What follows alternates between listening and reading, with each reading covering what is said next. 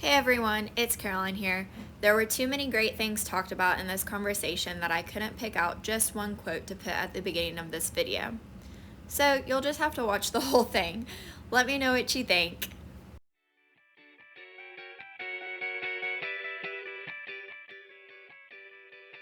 Hi there, I'm Caroline, dog mom to Australian Shepherd mix Layla May. Welcome to Owners Tell All, an Instagram live series where I chat with other dog owners about the successes and struggles of owning a dog. As a first-time dog owner and mental health advocate, my goal is to make new dog owners feel less alone, give hope for those problems people thought they couldn't solve, and match words to how their dog is acting or how they are feeling. Thanks for being here, and make sure to follow us on Instagram at LAYLA_ILMAYYY.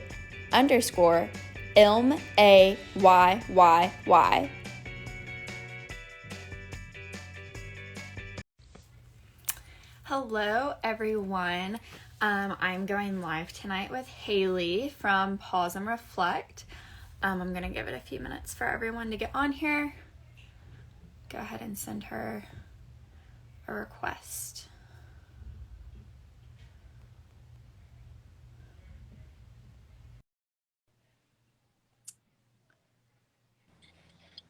Hey! How are you? I'm good. How are you doing? I am good. Have you I had a good day? I have so far. It has flown by. Mondays always do that. Oh yeah. Do you have like a lot of work to do on Mondays for your job? Quite a bit. Well, and then last week was weird because I was traveling and like we had these weird days off and it was just getting back into everything. So today was like a lot and it happened really fast, but we're here now. Oh, that's good. Yeah, Mondays always like I feel like work is kind of just like, okay, here's everything to do for the week. And then you're like, oh my God. Um, okay, it looks like we have a good amount on here, so we can go ahead and start. All Um, right.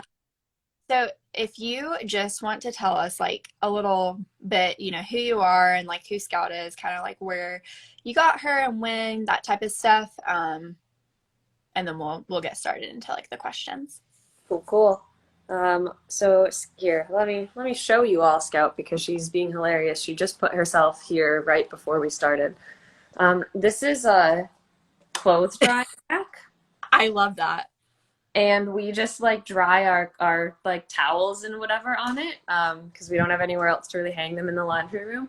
She's Hmm. decided that she wants it to be her elevated bed. So like literally a minute and a half before we hopped on this live, You she just like crawled don't there. have to get one. I Like know. you don't have to spend like the money on like a cot. I know, seriously. So she was circling on these like wet towels before I jumped on here, and I was like, "Girl, let me help you." And I just tossed an actual blanket down there. Yeah. So that is Scout. She's a super weird dog, but we love her so much. I got her 2.5 years ago. 2.5 years ago tomorrow, actually, will be Oh, like wow. the halfway point from a county shelter up in Wisconsin. It was my hometown shelter, and my parents and I were going. Every year we made like Christmas donations to the shelter, and I was out of the house. Like I'd graduated college, had my own apartment. It was a pet-friendly apartment, and I knew I wanted a dog like soon. I wasn't necessarily looking for a dog like that exact day, um, but she was delightful and I loved her so much and I knew I was ready for a dog. Like it was something I was planning. It's just that Mhm. that trip wasn't necessarily like, you know, I was priority number one was not looking for a dog. Yeah. Um, Brought her home and she's wonderful. She's so sweet. She's pretty timid. She's a lot braver now than she was, but like the shelter staff described her as shy, which I think most of us in the dog world like as time has gone on, I understand that term better. Like when a shelter is Mhm. using shy, it sometimes means just shy, but sometimes means like afraid of the whole world. Yeah. Um, Or, or so it could just be like every other dog there is just like jumps on everyone, and then that dog just like kind of chills. So yeah, yeah, it's like all super like hard to relative, I know. guess. Yeah, super subjective there. So she was afraid of dogs at the shelter. They had like done a couple of dog greetings with her, and in one of them she was reactive, which is a term that I didn't know at the time. Um, Mhm. they just said that she like puffed up and didn't want to greet, which, you know, again, in hindsight is what we would define as reactivity. And then another one, she was just really fearful. So she never interacted, like never played with dogs at the shelter. And then about 2 weeks after I brought her home, she was attacked by a dog on the sidewalk, which was just the worst thing ever. I barely knew her. She didn't trust me. We didn't have a relationship yet. We're just walking down the sidewalk, passing another dog who was on leash, on a flexi leash actually, which like is one of my favorite tools nowadays. But dog looked totally normal and under control until the last sec. Like it was not a dog I was afraid of. It wasn't barking at us. It wasn't doing anything. And then at the last second, as we passed, it lunged and pinned her to the sidewalk. Like close were you? Like a couple of feet or like 10 feet, you think? And then yeah, like maybe like 5 or 6. Like I wasn't going out of my way to make space at that point. But we weren't like right next to it. Like when we started passing each other, it was on the other side of its owner. And I knew that Scout was afraid of dogs at this point, but the advice that I had gotten was to just not make a big deal of it, which is like not bad advice in theory. It was bad for me because I overthought everything. And so my version of not making a big deal was like, must walk forward, like can't, you know, like I thought that if I went out of my way to make space, I'd be like reinforcing that there was something to be afraid of, which is such bogus. Like now I know that's exactly what I should have done. I probably could have prevented a whole slew of things. But long story short, that happened.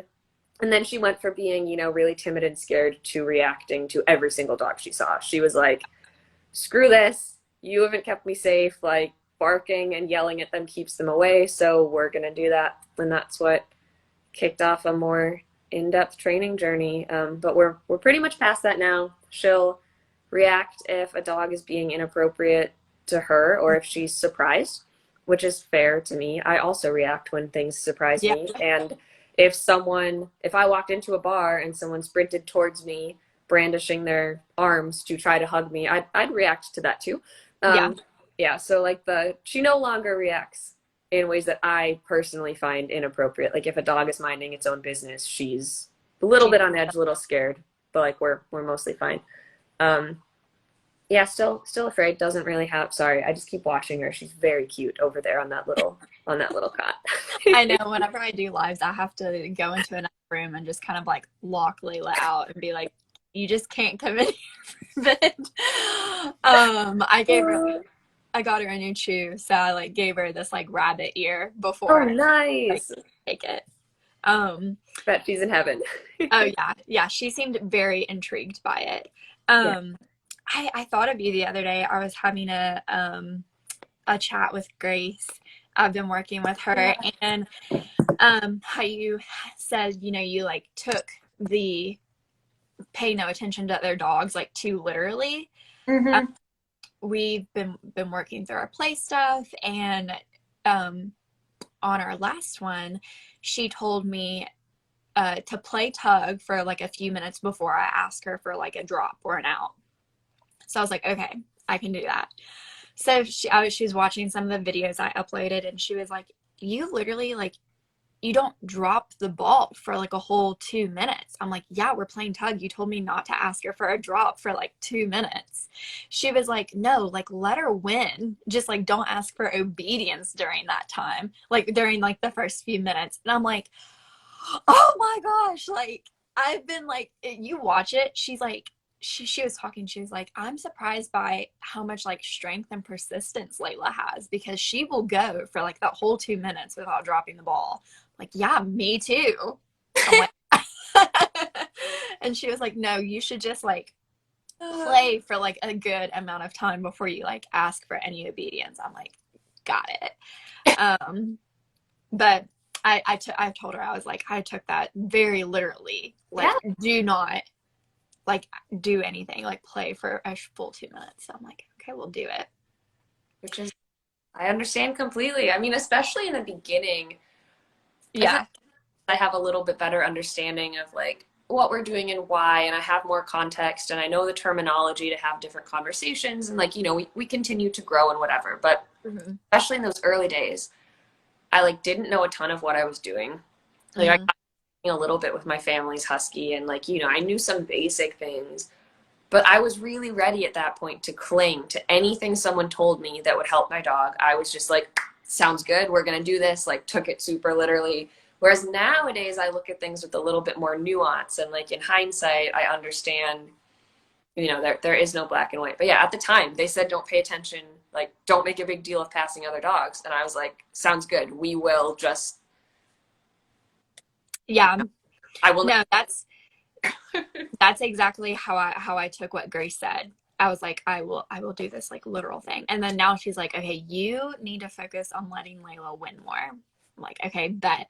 Now I'm like letting her win, and I'm like, am I letting her win too much? Like, am I, you know what I mean? It's just like I feel like I can be so calculated about it. I need to like really loosen up. Oh yeah. And it is like a really loose, like fun game whenever we are like doing chase and like keep away type stuff. She loves to play keep away, but whenever it comes to tug, I feel like right now I'm like being super calculated about it. So I need to like let loose a little bit.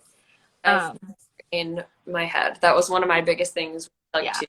like Sean would watch me, and he's barely read or listened to anything about dog training. Like I'll talk to him about it, but he's not in the space. Like we're in the space. And he would watch me play, and he'd be like, "What are you doing? Like she didn't even work for it, and you just let go of it. Like that's not fun." And I was like, "I'm trying to build her confidence and let her win. Like I don't know." Yeah, no, like literally the same. It's Yeah. the exact same. Um, okay, now to like get into some of our questions. Yeah. Okay, so you've already showed Scout. Show her anytime you want. Um, but what is like the quirkiest, cutest little thing about Scout that like maybe not other people know? Well, just because I'll never say no to that invitation. This is one of those things. I mean, oh, sorry, did I wake you? Hello, you're very cute. This is Scout sleeping on our clothes drying rack, which I just think is really quirky. She just started doing that recently, like maybe 2 weeks ago. I think that she is hilarious how she like flops her tail like a dead fish. Um, like if she's laying down and she's sort of calm and really happy that you're walking towards her and wants you to pet her, she doesn't wag it. It like just like flutters a little bit. I can't handle it. Mhm. I feel like I probably have posted about it a lot, but it's like so cute. Like it's not a full wag, and it's just like this really subtle little like flutter, and she does it until you start petting her, and then if you stop, she does it again. And I'm like, are Yeah. you? I mean, the terms don't work quite right because it's not an aversive stimulus by any means, but it's almost like she's like negatively reinforcing me into petting her. She's Oh like, yeah, I'm gonna tail flutter until you touch me, and then until you do it. yeah. We kind of have like a similar thing. I don't know like what makes her do it exactly, but if she has her tongue in this like certain position in between her canines, I just like lose it. Like if I'm eating like the best steak ever and she does that, I'm like, here you go. Seriously. This is yours. Oh, oh yeah, I've reinforced so like she now begs with her head down almost all Yeah. because I in the beginning just totally taught her that if I had something she wanted and she rested her head on my knee, I was like, that's really cute and like not obnoxious, like you're not trying to grab it out of my hand. Yeah. When she did that. And now she'll like stand next to the coffee table and put her chin on the coffee table and wiggle Yeah. and just stare at me. And I'm like, you can have anything you want. You're perfect. No, that's exactly how I am. It's like that little tongue. I don't know how to describe it. It just like sits right in between our canines. I'm like, could you be any cuter? Like, I don't know. It reminds me of like the puppy days. Like she looks like a really young puppy. I mean, she's still really young. She's only a year and a half, but um okay, so let's talk about kind of your goals like at the beginning of whenever you got Scout and then how they've changed over time. Yeah. So when I first got her, like before I realized the extent of what needs more confidence around other dogs means, um, my goal was pretty selfish. I didn't realize it at the time. I wanted a dog who was a good dog, and I wanted to like be the person with a good dog and like train my dog, take her places, and like I wanted to be that person. Like, oh, my dog is respectful, and I don't know. Like I had just kind of gotten into training with my childhood dogs. I didn't even realize training was a thing you could do. was just like, it kind of all went over my head. I just never considered it. I never thought about it. And I thought, like, you get lucky with a dog or you don't get lucky with a dog. Like, I Yeah. thought, is who they are. So I was really excited about the prospect of like shaping a dog and putting in effort and being able to say that I put in that effort. Part of it was just because like I was interested in the training and I thought it was fun. But yeah, honestly, a lot of it was selfish. Like I just wanted to create a good dog so that I could like feel proud. Um, Hmm. and And do you like your personality in general? Do you just like to control things? Like yeah, not in like a bad way, but like I like having responsibility over something. I'm like yep, this, like I did that. yep, exactly. Yeah, Okay. I have a high internal locus of control. Like I like to think that I can control everything, and I'm quite type A, and Hmm. lists and feeling accomplished and all of that. So it was it was a mix. Like I had grown up with dogs and I loved dogs and I wanted to share my life with a dog. Like I always thought those moments were special where you feel like you're connecting with another species. But yeah, it Hmm. was large. I was like, I'm gonna have this good dog, and then I realized the extent of, oh, you're terrified and I let you get attacked and now you're like terrified and also yelling at dogs from a block away and I live in an apartment with other dogs and like screw this good dog thing because that's not you right now. Yeah. And I mean, she was like, there are so many things she's been wonderful with the whole time. But then, Michael, quite literally, I went to several training consults, and all I said was, I just want to walk her down the street without her barking at another dog. Like, that was it. That was end goal for me. Like, all I told myself I wanted. Um, I just want to take her on a walk at a normal hour of day and Hmm. not bark at anyone. And then we did that. And as we did that, and you have your times where things are going really well, and maybe you regress a little and you change up what you're doing, or you talk to someone new, and like it's this Hmm. whole nuanced process. That's finally when I really, really arrived at the goal that encompassed everything, which is I just want to live well with her and have fun. Like, I got her to enrich my life. And also, part of the reason I got her was because I always, like I said, I loved those moments where it felt like you're connecting with another species. Like, how cool is it that we don't share a verbal language or even a lot of the same mannerisms? And I So can know, like woven together. yeah, like she can look at me in a certain way and I can tell you that she is about to poop or Yeah. she really wants to play. Like there's all like this unspoken language that we've developed, and that's always felt really special even when I was a kid. And I finally got to the point where I could put aside some of those more surface level goals and really decide like what I want is to have an enriching life with you. Like what life is great for you to live and what life is great for me to live and how can we do that together. And then that started driving everything else, and that was like big moment for me, um, where I got a lot less preoccupied with like her reactivity and like some of these surface level things I got caught up on, and I just started having more fun with her. And like that's a definitive moment in my mind when I look back. Like I remember when I was journaling and like arriving at these thoughts and being like, Hmm. oh my gosh, like this is the goal, and it doesn't have to be, I was setting all of these other arbitrary goals like Yeah. that just didn't really play into that end goal as much. So Hmm. yeah, started like broad, had one very specific goal of like, please just walk down the street with me, like pretty Yeah. please walk, and then broadened that out again to just like overall, how can we like enjoy each other? Yeah. No, that makes sense. And I feel like that's how a lot of people with reactive dogs have kind of felt at times. Um and I guess I don't know, like I haven't been paying too much attention to who all is on here, but like how would you kind of describe like what reactivity was if someone, because like I hadn't heard that word until I got on dog Instagram, and then Oh yeah, like, oh, reactivity, like is it? buzzword type of thing. Um, and some people like don't quite understand what I mean whenever I first like say, reactive dog or whatever. Um, I just explain it as, like acting inappropriately or kind of like how you said, like yelling, like you don't want her yelling. Is that kind of how you would explain it to you? Yeah. Oh, this is a great question. I have a couple sort of different answers depending on the context. So I used to get really caught up in that label and it was unhealthy for me. Like I branded Scout as a reactive dog and like that's kind of all I see. And so depending on who I'm talking to and where they're coming from with it, sometimes my definition of reactive dog is every dog on the whole planet because if you're not reactive, you're dead. Like you have to react to your environment.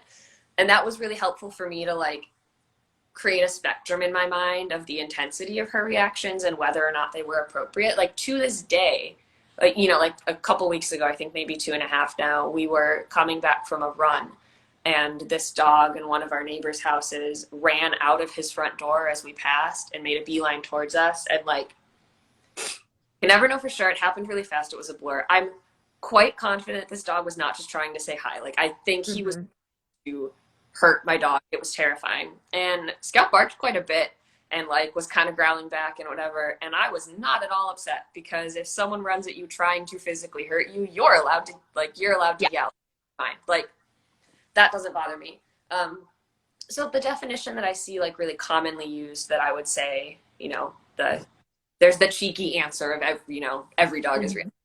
The like real productive definition that I would use is just like overreacting to Mhm. or reacting in ways that don't match the situation. Like, Yeah, that's good. and it comes from places, which is part of why I think it's confusing. Like every once in a while, I'll get someone messaging me about their dog's reactivity, and their dog's reactivity is because their dog loves every dog in the whole world and is super frustrated because they're on a leash and can't meet them. And Mhm. I'm happy to send you some of my favorite resources, like here's a few trainers or here's a few podcasts or whatever it may be. But fundamentally, that's different. Like Scout was never leash reactive. She was terrified of dogs on or off leash, and the response was the same unless she had a crazy huge amount of space. Like she felt Mhm.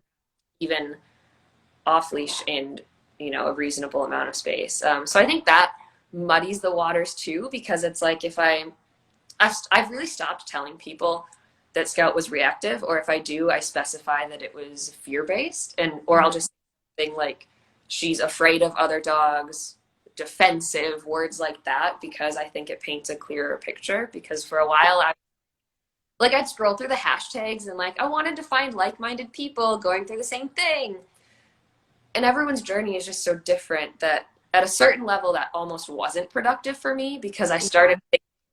that she had to be like every other dog on that hashtag. And like there's so many different causes for the behavior that we describe as reactive. um, Mhm. yeah, it's so nuanced, that gets so messy.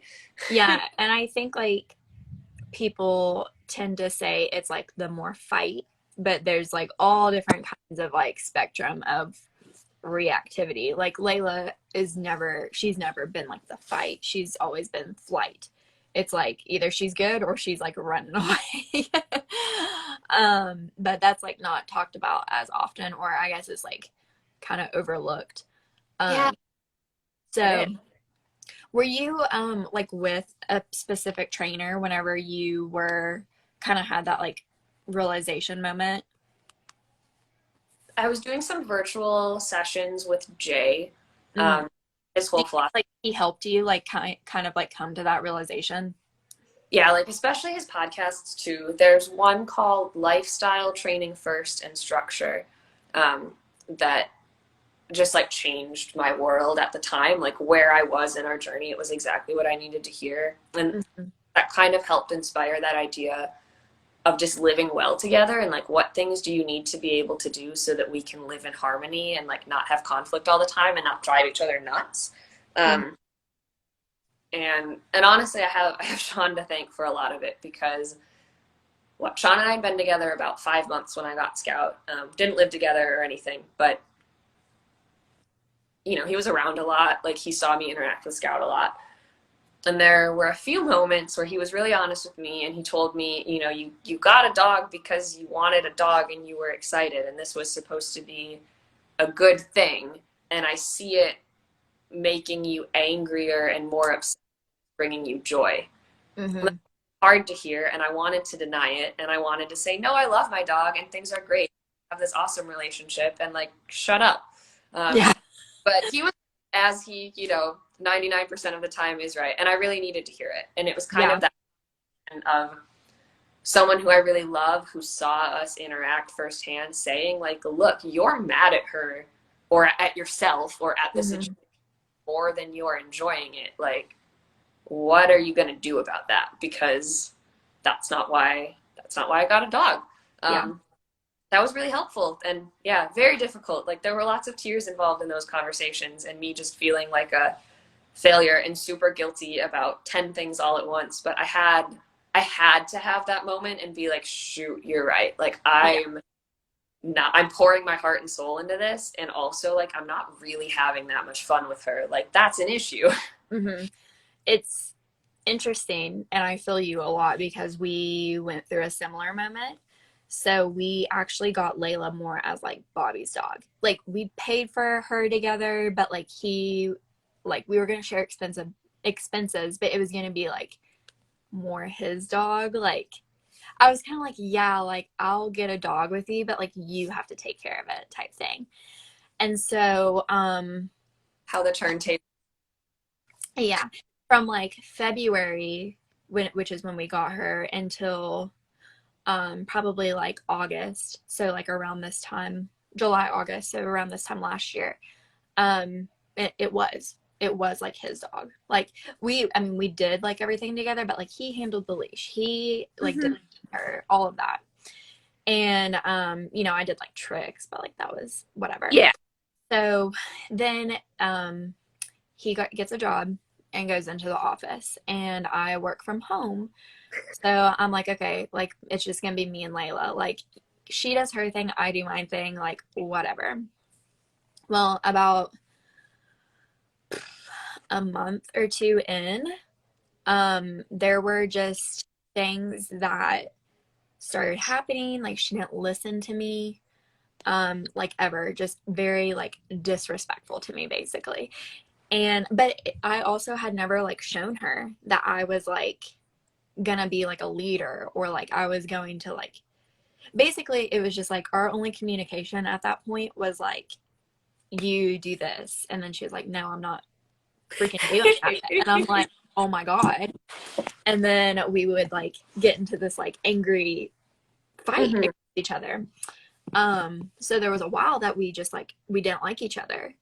And then it got to the point he started going away for work and whatnot, like on trips. And I mean, it was bad. It was really bad.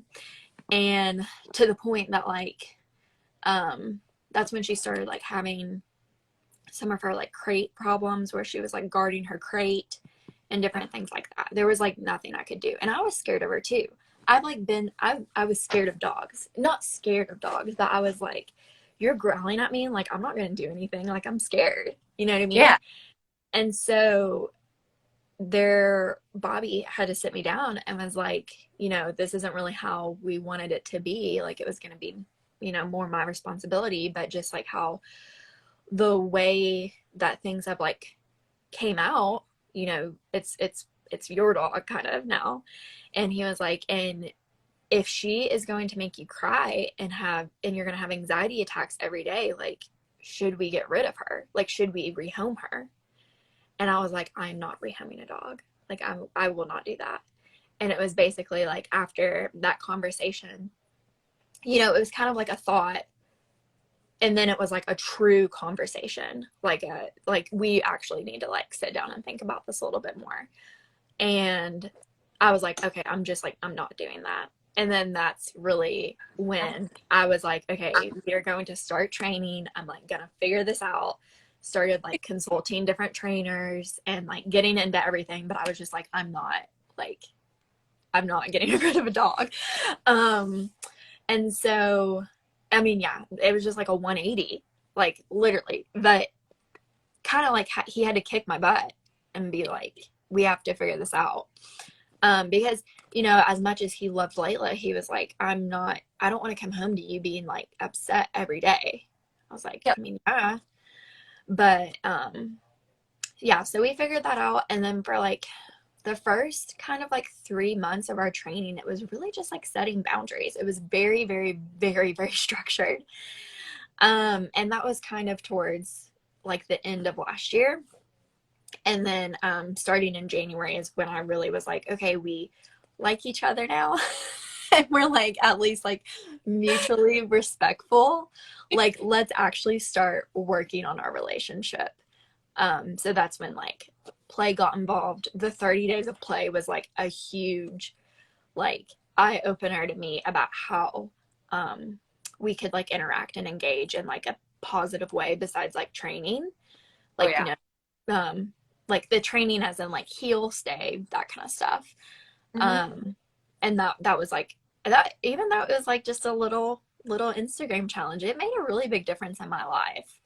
And then ever since I've been like very much play focused. I love So it. okay, that was my little story. I haven't shared that before on Instagram, so The two things I love most about that is the power of little things that happen on social media, which is something that the past year and a half, especially of my life, has really taught me to embrace. Like, I never imagined that I'd find myself in a community like this, and I still don't know how to feel about it sometimes or how to act. And like, just realizing that, like you said, like this silly little social media challenge different. Like, me posting about using a flexi responsibly can like actually change a real human being's mind, or vice versa. Like, mm-hmm. we have just as much power to do bad things.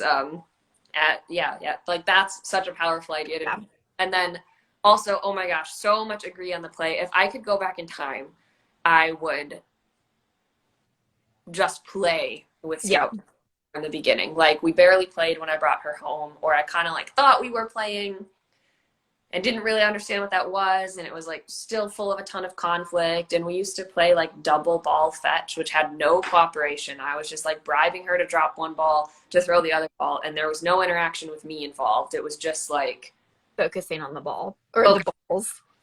And like, I used to do it to tire her out. Like, literally that was my goal. I was like, I just want to get you tired before I go to work. And now I don't even care if she's tired. I think about like fulfillment and satisfaction, and like, I don't need to just deplete your energy. I need to fill your tank and like make you feel good about the day. Like, the difference between when I have a work day that's exhausting but sucks, and like in the evening I just feel like, like shit. Yeah. Versus when you have a work day that's super tiring, but you're working on things that feel really satisfying and like, Productive. yeah. And then you're Yeah. energized after it. Yeah. You're like content, like you can rest in a properly relaxed way. But yeah, that resonates so much with me. Like, I wish I would have used so much less food and gotten caught up in so many, or like gotten less caught up in so many things. And I wish we would have just like played, because Sean played Yeah. with her. Sean's basically the one who taught her to play. And it's, anecdotally, so take it all with a grain of salt. I don't have a statistically significant conclusion here, but definitely anecdotally, I hand fed Scout from day one and handled all of the training and put in hours and hours of all of this work. Like, literally, her first meal in my apartment the night I brought her home, like, was hand fed, and then they all were for so long. Like, I controlled all of that, did all of it.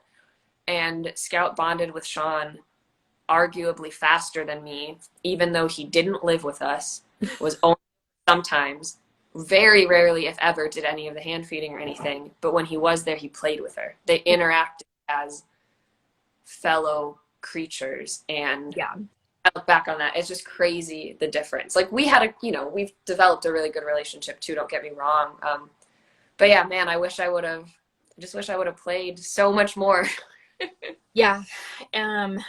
Like whenever we get another dog, which who knows when, but it's gonna be like play, play, play, play, play, play, play, play, play. And then I think something that I would like to start like fairly early on is box feeding. It's not even something that I've done with Layla, but I think that is something that could be um like I think that's something that a puppy could benefit from, just kind of that like mental toughness and the different things you can do with box feeding, like distracting them, but then still. So I know you box feed with Scout. Yeah. So, and for people that don't know, box feeding is a literal box Literally. that do you put like the object down in? um, to kind of like start it or like open up Yep, the it feeding makes side. it more specific and then lets her know that it's on the table. So this is what we use as an article, and Mhm. this is her box. It sits on the floor. So the reason that the article is important for us especially is that I don't want her just coming over to this empty box when it's on the floor and having it not pay her food. Mhm. So when this is in there, then she puts her head in, she indicates on the article, and that means that the opportunity for food is on the table. Um, Yeah. yeah, it's a literal box. It took me a very long time to understand it. I remember listening to it's like episode 4 of the Canine Paradigm, and I listened to it way in my early days with Scout, and I was like, I don't understand. Like, what is this? Like, I don't get it. Yeah. Do you do like any kind of like distractions with her, like noise or anything like that? Yeah. So we haven't been box feeding as much lately. She's actually been getting almost all of her food for free for a little while now, as we've Hmm. focused on play. But like once in a while, like I think it's a good focus work activity. We still do like impulse control stuff. Like we want to keep up those skills. I've just been focusing really hard on making things feel less transactional for us personally, where we're at right now, and like more Hmm.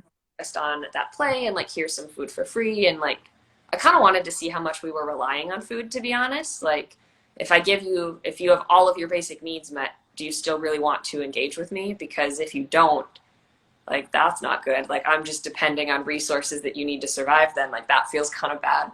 Um, but when we do it, we do quite a few distractions, and we were doing it for a while, like really consistently, like every bit of food. That's how we started it and made sure the picture was really clear. It helped us a ton in our apartment with like she's a cattle dog, right? And Yeah. like it's in her genetics to be alert and a little bit wary and protective of her territory. Like those are things that we humans said, I want this dog to have. Yeah. And And bred into them. yep, like that's not her fault. That's not her doing anything bad. Like she's being a good cattle dog when she alerts me to something. Hmm. But it helped a ton in our apartment. Like it really helped us get her responding better to like door knocks or loud hallway noises, things like that. Like the box, I definitely saw a big change in her like confidence and response to those things. Like if someone would drop a ton of stuff right outside our door in the apartment, I think that the distractions we had built up in box feeding helped her handle it better. Like that, it was cool to see, like, Yeah. a 2 month before and after. And like there's a gazillion confounding variables, right? Like I could never confidently sit here and say it was just because of the box because we're constantly doing 10 things at once and who knows what combination of it. Really helped. Hmm. Yeah.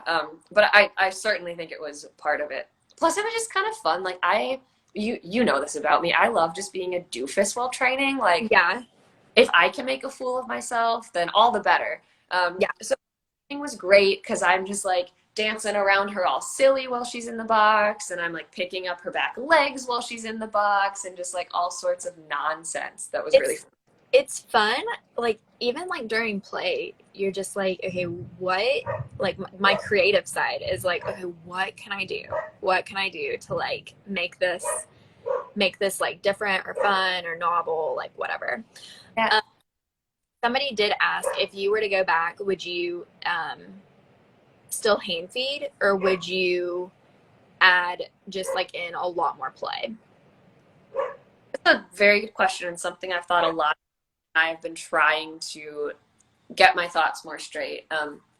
Because in some ways, with where we were at, I think hand feeding did a lot of good for us. And I'm not anti hand feeding by any means. Like it's always scary to say things on the internet because sometimes just saying that I would do something differently, depending on how someone interprets that, they might think I'm saying like you should never do this because I would do it differently. For us personally, and what I know in hindsight, I don't think I would hand feed, at least not to the degree that I did. I think I'd give her a lot more food for free. Um, she always had decent food drive, but not like off the charts food drive. And I think that the relationship we've built with play as a foundation is a lot better than the one with food as a foundation. With that said, I'll be totally honest, like there's a lot of things that I don't know how I would have done without leveraging a bunch of food. And so that Yeah. would be if I did this a second time around, I'd be really pushing myself to learn and keep growing, which is something I want to do because I find that fun. But like definitely it helped a lot to use a ton of food like in and around our apartment complex and have fun with it. And I think I would do like I definitely not every meal would be like from a bowl. Like there'd be a lot of space and like trying Snuffle mats, like different things like that. yeah, like for sure food play. But I think I do a lot less of like I gave her so many meals for eye contact, which again, like there's a time and a place, and I'm not saying that that's always bad. But for us, it was kind of unnecessary. Like, Scout's focus is for her people. If she has a relationship with you, she's very watchful and cares about you already. And I was just teaching this very arbitrary thing of like, make eye contact with me to get the sustenance you need to survive. And it wasn't, I thought at the time it was like doing this great thing for our relationship. And in hindsight, I just don't think it was doing quite as much as I thought it was. Like, I think I could have done more and built true engagement through play instead of like we built a lot of great focus, but it wasn't necessarily engagement independent of food. It was like I'm focusing on you to get my food, whereas nowadays when we're out and about, regardless of what I have on me, it's like I'm engaging with you because I care about where you are and we're doing this. I do think that's because I did a little bit of that, but I didn't do too much. And then we went to an agility class, and that was like one of the first things that like we worked on, just because there were other dogs there. That was like one of the exercises that the instructor wanted. And I was, at first she like said something, I was like, yeah, I don't think we've ever done this actually. And it was like everyone else raised their hands, and I was like, I don't know what you're talking about. So then we like started doing it. I was like, okay, like, yes, we have done that. And it was basically just like holding the food here, same focus. Like she looks at me, okay, pay. And like, yeah, like what you were saying, like she probably didn't need it as much as you did, but in the environment that we were in, like around those like 6 or 7 other dogs, it was very interesting and like challenging, and it really worked like impulse control. Yeah. So I think if, yeah, you know, it's everything, like how you always say, it's nuance, and it's kind of like there's a time and a place for everything. Like you may not do that in your apartment where you're like completely comfortable and there's no distractions, but that might be a good exercise if you're around other dogs or people or whatever. Oh, no. Are you okay? You froze for just a second. Okay. Well, I just said that kind of like there's a time and a place for everything.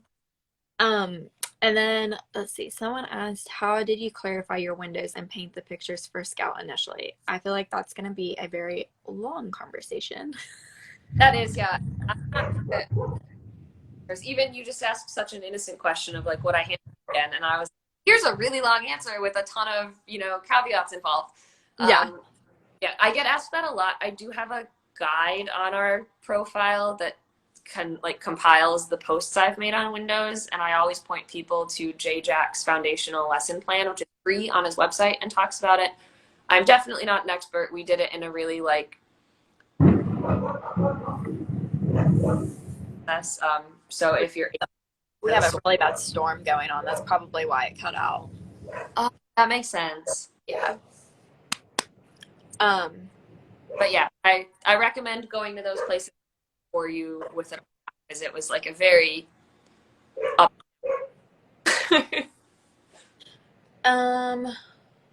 okay. My friend said that her dog's also freaking out. Yeah, it's a pretty bad storm. You guys good? Like, is everything? Yeah, it's okay. I hear Layla barking, but I think she was scared of the thunder. That makes sense. Okay. So, was there really like a game changer in your training? I know you kind of like talked about that realization of like transitioning from like the everyday things to just like enjoying life together. Was that kind of the game changer, or did you like have something else? I think that was probably the biggest part of it. And then, I mean, we've already talked about this a lot, but definitely play. and understanding what you can do with play. Like my childhood dog played fetch and it was awful. You threw the ball for her once and you better be committed to throwing the ball for her like 700 times and she wouldn't Yeah. stop. It was horrible and no one enjoyed it. And like realizing that play could skill play for all of that. Take home what I said.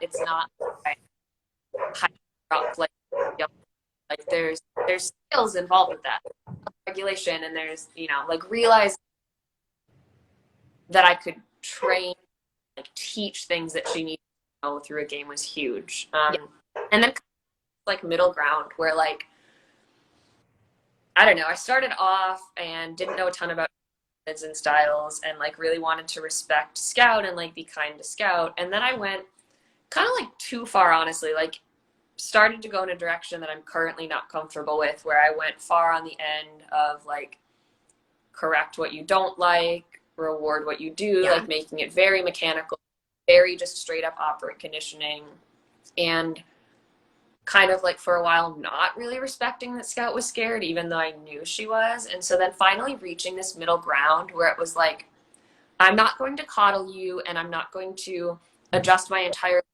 and make the world smaller and like walk you at 3 a.m. for the rest of our lives. Like I'm not going to do those things. At the same time, I'm not going to put you in a ton of situations just because you can handle it if I keep, prong pop and not react. Like finding that balance was really tough because there's a lot of voices on extreme ends and then there's voices in the middle. And, like to this day, I'll get messages from some balanced people saying that I'm too soft. And then, I'll talk about it. And so you get force free people saying, how could you talk about punishment? And like, it took me a long time to feel comfortable with my why and my reasoning. I think that was a big game changer because that allowed me to actually like think about Scout as an individual and decide what I was happy with. Like I once had someone ask me why I don't just get an e-collar and fix her. And I was like, you and I are not looking at this dog or life in the same.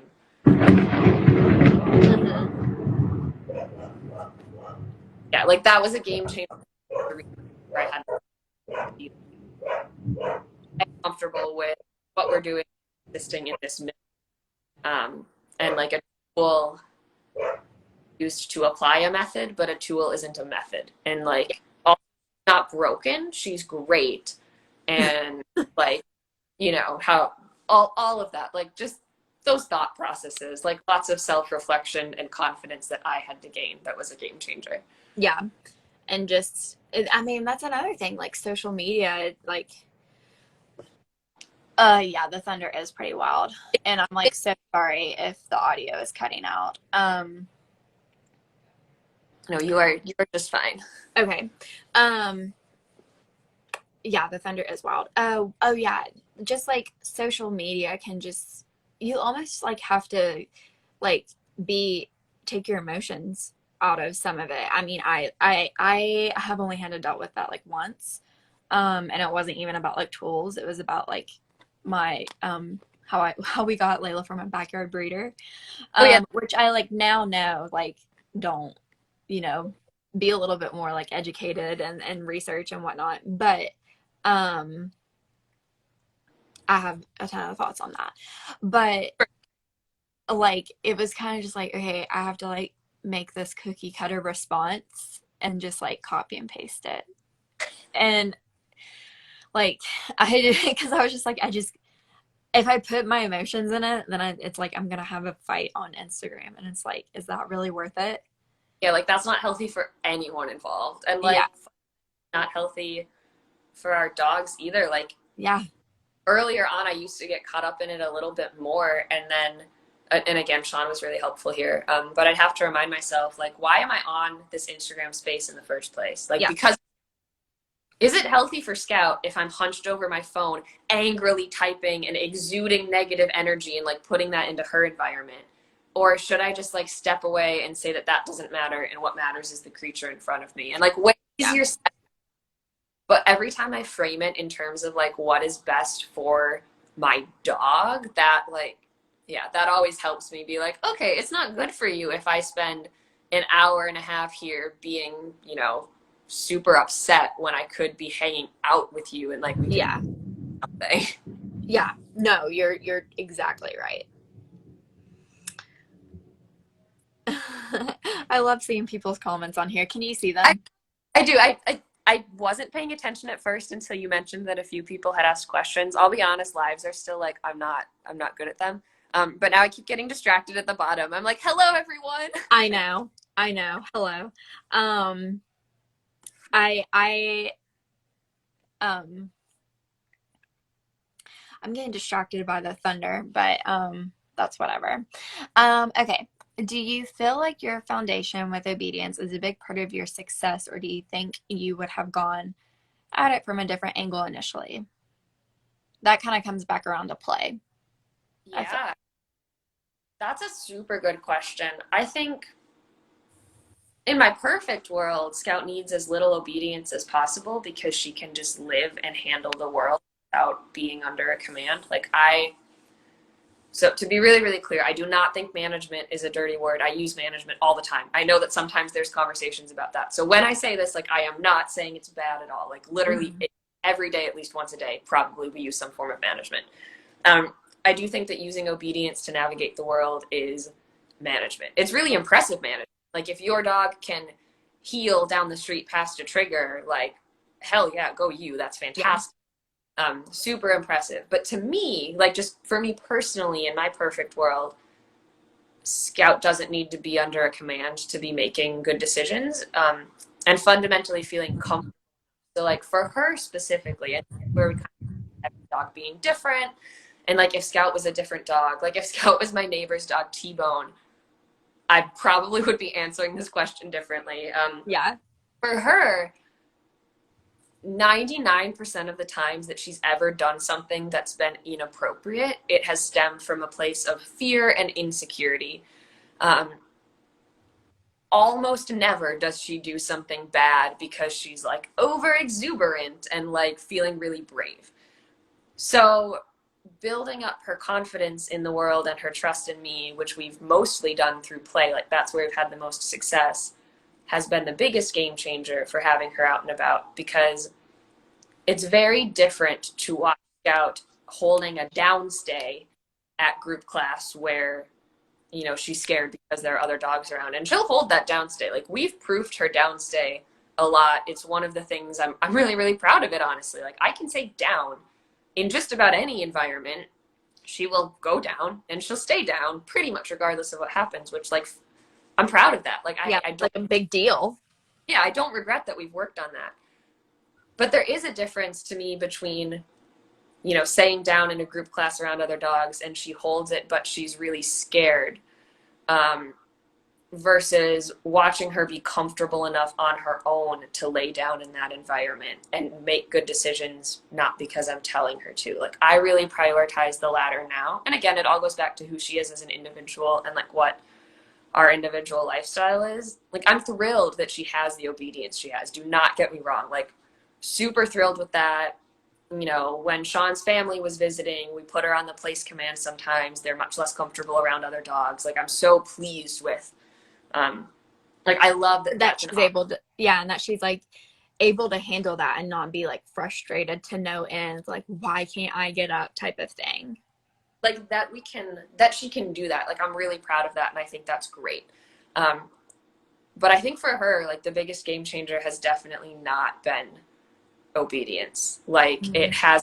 it's been the play and advocating for her and like building up confidence with the world. But again, I might answer differently if you were asking me first dog T-Bone, who like I've never seen afraid of anything, and who could probably like accidentally give a small child a black eye just because he moves a mile a minute and is Yeah. big. Like Yeah. different things. But that's how I feel for her. Oh boy, we're getting some. I know we're getting some good questions. Another thing that I think play does is just like engagement in general. Um, just like that attention. If you build up that engagement and then, which we haven't gotten to a place where I feel like I'm not telling you this because we're at this spot. I'm telling you this because I hope to be at this spot at some point. Um, but like I hope that we build up our engagement through play so much that like if we are out and about, um, she just like looks at me to read the situation and is like, okay, mom is stopping. She's like looking around. I'm just gonna sit real quick, or Yeah. like whatever the case may be. Or be like, okay, we're in like a really tight situation. Like, um, I'm gonna go ahead and get into heel and be like, bye, mom, like that kind of thing. Just like, I think that just goes along with like growing up together, like maturing together as like a group and a team and that kind of Absolutely. stuff. But then like that leadership and engagement and like mutual respect you build with each other through play. And I Um, love that about like feeling stressed and going into a command. So one of the biggest purposes of our obedience for me is that Scout and I have an agreement. Um, mhm. I ask her to perform obedience, she does it. Like, that's not a question. If I say down, you're going down. Mhm. My end of that bargain is that I will keep your space clean. Yeah. And Or like so get you out of this situation as quick as you can. exactly. So like you're safe in obedience, and that's one of my favorite reasons that we've taught it in like biggest purposes. Like if we're at a patio and I have her mat set up like in a corner, but she's not under command and she's like free to settle at liberty, which she does really well now, which is exciting. Like that's something we worked so hard on. Like 2 nights ago, we were at a brewery for my birthday, and she like spent some time on the mat and like ventured away from the mat and like got a little on edge because there were some other dogs not that far away, like greeting and starting to try to play with each other, and like took herself back to her mat, like Yeah. in the I was just like, this is my safe spot. and like I want her to have that. Like I want her to know, like, come into middle, come onto your placemat, and like I'll advocate for your space. Like that's a huge purpose of obedience for me. Mhm. And yeah, like some of these questions, like there's a lot to be said about reinforcing behaviors that we like and building that foundation. Yeah. Um, like training obedience, helping to train a lot of what we consider desirable behavior is totally reasonable. And I think one of the things that I've learned with Scout is that if she's comfortable and confident, she generally behaves desirably. Like I said, she very rarely does anything that I consider inappropriate that comes from like positive emotions. Like usually if she's reacting inappropriately, it's because she's scared. And so for us,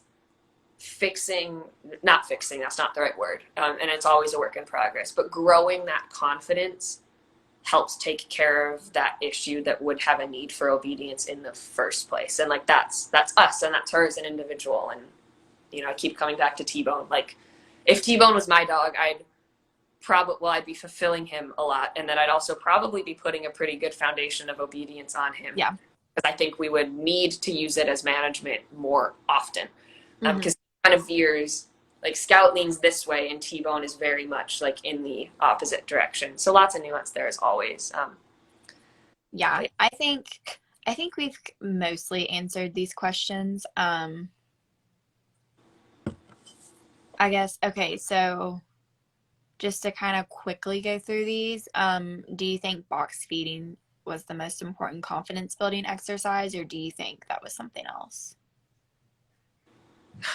oh man, it's really hard to say what's most I know. important. I feel like how you said you do like 10 things at once, you're like, what was really it? Yeah, and I'm like really caught. Like I don't ever want to say anything that's misleading or wrong. Like I don't want to act like, oh my gosh, box feeding like Is was the the one. save all. Yeah. Like there is no magic snake oil that's gonna like cure everything. Um, it helped a lot, and so did a lot of our like body awareness, confidence building, and letting her learn how to play was huge. And basically just like any time we showed her that there was a situation she was unsure of and then she ended up handling it and could do it, like that was big for confidence. I think the biggest thing for like in our daily life, like out and about, um, was building confidence in us. Like she did not trust me at all for a long time. I gave her reasons to distrust me. Hmm. Um, But once I worked on that a lot more, it got way better because she can draw that confidence from me in those situations while we're still building it in her, and those two things can play off of each other. So yeah, sorry, I can never give a straight answer. It's like one of the worst things about me. Sean will attest. You're totally fine. Okay, so let's see. To answer, do you have any resources, just suggestions learning about blue ribbon emotions? Check out her blog. Check out Haley's blog. Um, and then This book. yeah, I was gonna say it's so funny. You know what? I actually took a class in college as like an elective, and I had to read that book. Wait, really? Yes. And No. then it was like an honors class about just like animals in general. I had to read that book. It was my sophomore year, I think. And then it's like, what, like 3 or 4 years later, I'm like, I actually know like some of the stuff that's like going around on Instagram. Like, I took a class. I love.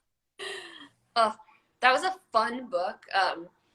Yeah, I won't ramble about it here. If you're interested in my thoughts on the book, I have a blog post that's like way too long. Like if you read all the way through the blog post, you're a saint. But it's because there's a lot of things in the book that I loved and that really resonated with me deeply. And then there were quite a few things that I was like, I have mixed feelings about this, and like I need to unpack that. So I recommend it like across the board. Like it's a great read, but me recommending it is not saying I agree with every single word. But it's a great thought-provoking read. And it's not, it doesn't just have like dogs in it, it has other animals too. We're getting questions on the book. It's Animals Make Us Human by Mhm. Grandin. And the couple, I mark up all my books when I read, so like there's underlines and all sorts of things, and I have photos of some of those markings in our emotions story highlight, and like the book title is all there too, in case you forget it. And whenever I post this live, I'll try to remember to tag that. I'll make a note of that. Perfect. But yeah, that book goes over more than like just dogs. It goes over pigs, and I specifically remember like the pig thing. Yeah, it's fascinating. I need to put it back on my bookshelf, or I'm gonna get really distracted having it in my hand. Oh my gosh, you're okay. Oh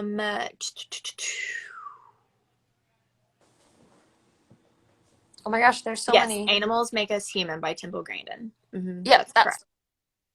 And then, okay, so to segue into like some more play questions, did Scout have a naturally like high play drive? No. Well, not with us. She would play with a toy on her own. So like, there are dogs who don't play, like they don't show that system being activated almost ever, and that's a tougher thing to deal with. Scout showed it. Like she showed play, like the seeking type stuff.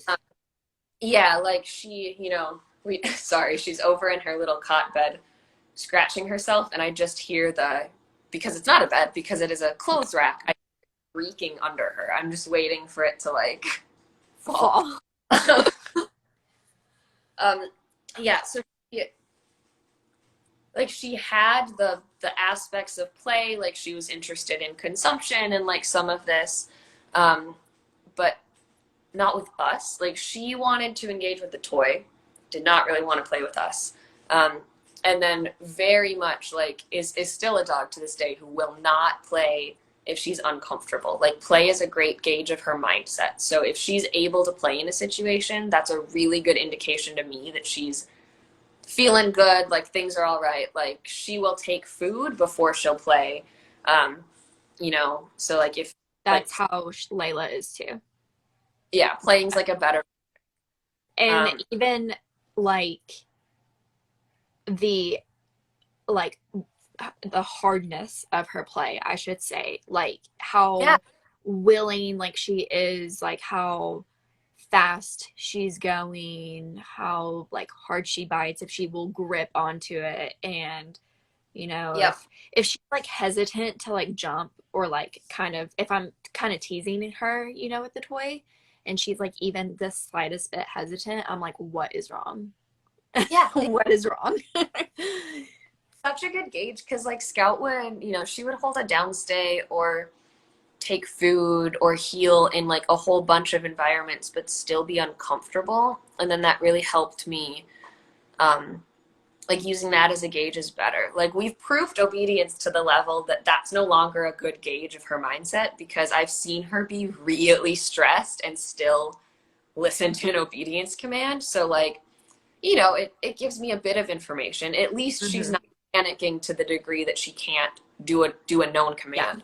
But that's so different than play. Like there's still lots of times she won't play. So yeah, we had to build that. That was a long process to build and a messy process to build. And I made so many mistakes and muddied the waters. And if I could go back in time with what I know now, or what I feel I know now, because probably in a year I'll look back on this and be like, you knew nothing, Haley. Like, wow. We'll I like hope watch this live back in a year and be like, those idiots. I all the time about things that I see, and like it honestly makes me happy because I'm like, wow, like look, I think I'm better for Scout now, and hopefully I'll keep saying that. Yeah, matured. But yeah, I Um, think that drive and like desire to engage with us faster now, probably. But it was hard earned. Like the first time Scout played with me outside, like not in her home, like tears and jubilation. Like it was just the most amazing moment of like, oh my God, you're comfortable enough right now and you're like excited to engage with me. I still get so excited. Like she played with us at one of our favorite coffee shop patios for one of the first times like 2 weekends ago. And she's been going there and like settling pretty well and being relaxed, whatever. But she finally like initiated play. And I was like, oh my gosh, like we've made it. yeah. You had in one of your posts one time something like, if Scout plays at a place, she should be able to like settle at a place also, or that's kind of like how you think about it.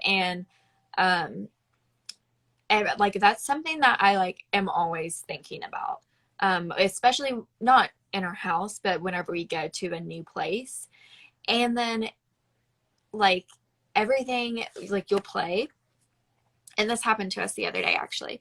She played so hard beside the skate park that she's always been scared about. And then we basically like got done playing. I said enough. It was like a minute later, somebody on a skateboard like started skating. And then it was like, who's that? What is that? What are they doing? Why are they here? Like, and it immediately went from like completely settled and like um satisfied to like, what is that? Like, why are they here? And it's just like, wow, like we need to keep doing this. Like, um, and over time, like it really has made a huge difference. But anytime I say that, like ready, and she just looks at me and it's like, let's go do this. It's like the best feeling. Does she stress down or does she stress up? Like if she's anxious, does she freeze and be still, or is she like more Very like alert, like looking around, like what's that sound? Who's this? It's almost like if she becomes like hyper aware whenever she's stressed. yeah. So Yeah. yeah, I I love our herding breeds, right? yeah, yeah. Very, very just like hyper aware. Like we say there's like 9 things going on and she's fine. And then that like 10th thing comes and it just like pushes her the slightest bit over edge. And then it's like everything is a problem. Yep. Which, I understand that to some point, to like some degree. I mean, I'm not a dog and she's not a human, but like I can relate to that. Yeah. With just like stress in general. So like I get it, but it's still just like dang it. Like that one skateboard or that like one bike or just like whatever it is, it's like all you want to do is like go tell them to F off, and you can't because that's And it's tough to not know, like, yeah. I think like we call it the pylon principle in humans a lot, or we look at the layered stress model, or like whatever framework you want to view it in. But when that happens to me as a human, I can like tell Sean, I can say like, Yeah. hey, I'm starting to feel overwhelmed, and Mhm. so I'm gonna need a little bit of space. Whereas like Scout can't tell me that. So, you know, I might have a really crappy work day and something silly happens, like I don't know, I spill the milk I'm pouring into the cereal, and on a normal day it would be totally fine. Yeah. But like after my crappy work day and I didn't sleep well and blah blah blah, whatever else happened, like now you're literally crying over spilled milk. Like, Mm-hmm. and that makes sense because it wasn't the milk, it was everything else that I kept down before that. But I can communicate that. Like as a human, I can say like, I have a low frustration tolerance right now, and so I need to do easy activities. Yeah. Scout can't tell me that. So it's my job to try to look at her and figure it out, which gets slightly easier as time goes on. But it's so hard. I totally feel you. Like there are days where like we're doing great and things seem so wonderful, and then there's just that one thing that I thought she could handle that she handled 5 minutes ago, and it's like, shoot, I pushed you too far, and like I just didn't know. Yeah. Speaking of that, we have a word in our house. If we are feeling too stressed, just like Bobby and I, we yell out Eureka. And it's just like that moment. We just like randomly picked a word. We were like, Eureka, okay, like Eureka. So it's just like our word. So like literally if one of us says it, the other one will like look and nod and just be like, acknowledged. Just like go our separate ways for, you know, 30 minutes or however long it needs to be. And then we'll come back and then it's like, okay, are you still feeling Eureka? Like, no, we're good. You two are so cute. And oh my gosh, I love that. That's so healthy. Like it's so important to be able to express that and say like, you know, before it reaches the point of boiling over. Yeah. Yeah. No, it's like we'll be like mid-conversation and then it's just like he asked me to do one thing or I ask him to do something and then it's like Eureka, hands up, like come out, tap out. Oh my God, love that. Okay, what is your favorite biological fulfillment / enrichment? And then let's see, that's just something that someone asked. I personally, for Layla, she and I both have really been liking this thing where I take just like trash and put it in her like holy roller and then put like food in it too, and she just like destroys it. It's like super easy to clean up. Like it does look dirty at first, but then it's like you just sweep and it's fine. It takes her quite a while to get through it, and she loves it. So yeah, Scout loves digging in boxes too. Like anytime we have an Amazon box, just like putting her food. Otherwise, I mean, I'm a total broken record, but like play is really fulfilling for both of us, and like Scout will tug with anything. If she's comfortable in an environment, like she'll literally tug with, you know, the string on my pants waistband if I tell her she can. So like that's always fun. Okay. What else? Oh my gosh, there's so much here to sift through. Multitasking, to be honest with you. Like it's a little hard for me to be engaged with you and then also reading this. I understand why it's hard for Scout to be engaged with me while also being afraid of what's going on around her. I know. Okay. Well, I'll just stick with my questions from now. Or at least try to. Okay. That did kind of like segue though. Okay, so the types of play that you like both enjoy. So you just had like that post about kind of like meeting in the middle of doing what you both enjoy. And then someone also asked like, what is Scout's favorite game? So I think that those two kind of go hand in hand. Scout loves to tug. Fight is her favorite of the 6 aspects. So I learned those from J-Jack's Tug a Deeper Perspective video, which I think he says that he got those concepts from Ivan, and they're around in the world. Like, I can't tell you which person invented those. There's a couple different versions. But it's like searching, stalking, chasing, fighting, celebrating, consuming. And Scout loves fighting. Like she loves to tug. I don't love fighting as much because I overthink, and I historically have been bad about either overwhelming or underwhelming her. Like I'll start fighting too much, and then she's this submissive girl, and she's like, I will not try to get the toy, like, sorry. And that feels awful. Like, those moments have made me so sad where I'm trying to get into the game and then she's like, this is too much.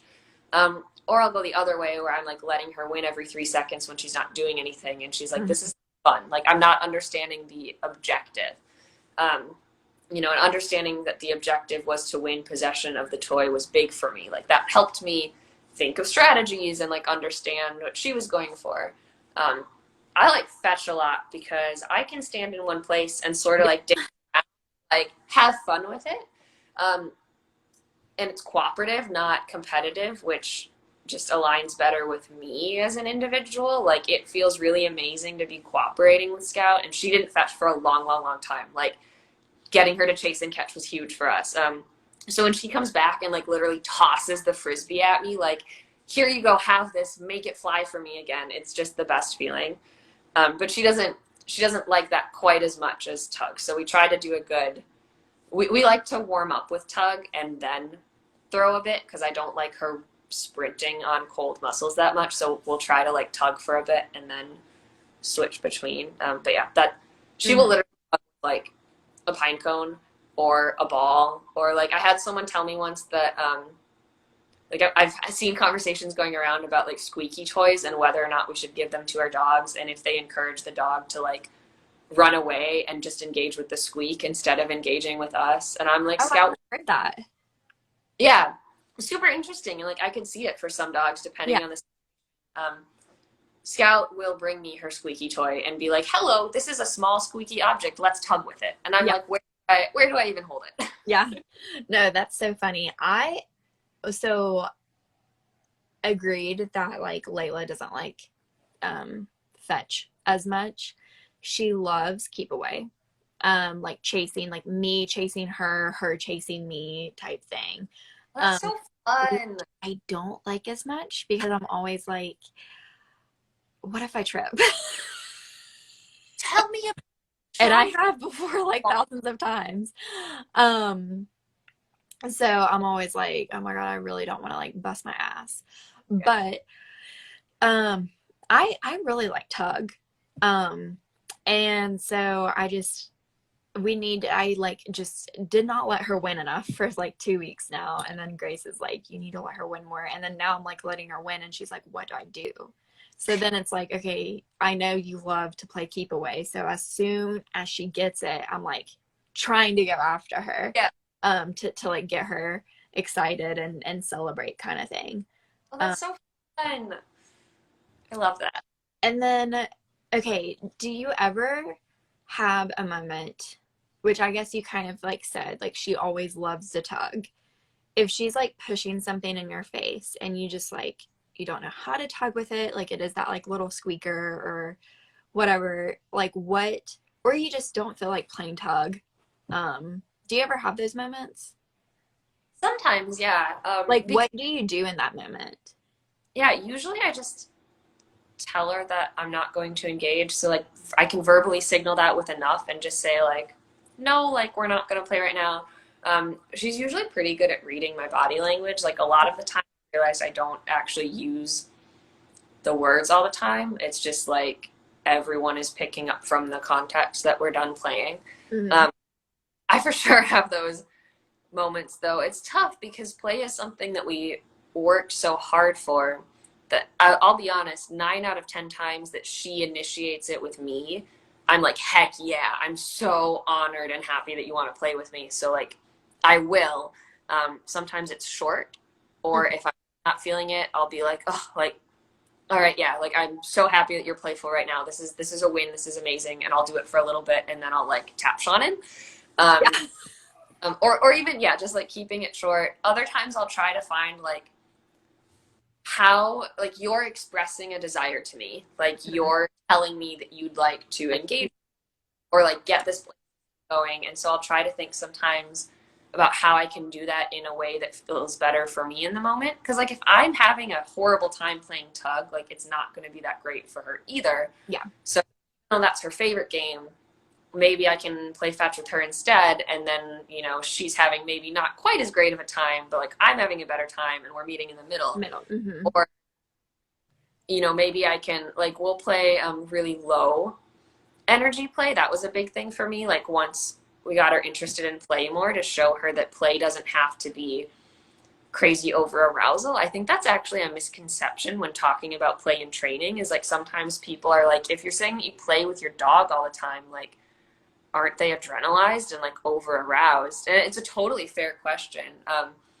But sometimes I'll just play a really easy game of tug then, where it's like 2 fingers and we're just kind of gently going at it. And thankfully she has the bite inhibition and like understands that well enough now.